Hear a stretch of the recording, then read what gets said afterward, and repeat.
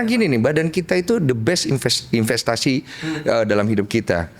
Gue punya apa lagi namanya, unpopular opinion. Jadi badan kita ini adalah salah satu batas dari jiwa kita, dan juga yang membelenggu roh kita ini.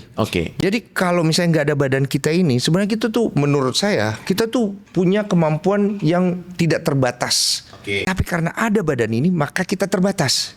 Bagaimana orang itu memanage badannya, itu menentukan masa depannya juga. Gue ngerasa bahwa kalau misalnya kita bisa jaga badan kita, itu berarti kita ada pemikiran yang baik tentang hidup kita.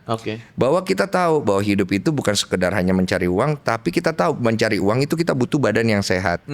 Terus yang kemudian, kalau misalnya kita menggunakan kayak steroid atau suntik-suntik, sebenarnya apakah itu boleh atau tidak boleh? Saya pikir semua akan punya POV masing-masing. Tapi POV saya sederhana, POV saya di tengah. Itu mungkin bagus untuk waktu yang sebentar saja. Dan itu punya efek samping. Segala sesuatu yang instan itu pasti ada efek sampingnya. Sesuatu yang panjang aja memiliki efek samping yang berkepanjangan.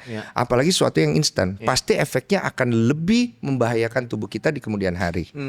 Tapi segala sesuatu yang cepat naik, cepat turun juga. Jadi kalau aku selalu menjaga filosofi itu, bahwa itu adalah filosofi yang menurut aku paling organik dan memiliki dimensi semesta alam lah.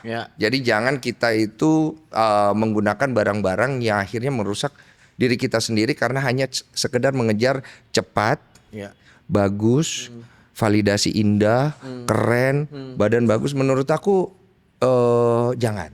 Tapi nggak apa-apa kalau masih muda. Karena muda itu belajar. Muda itu validasi. Muda itu mencari segala sesuatu pernak-pernik duniawi.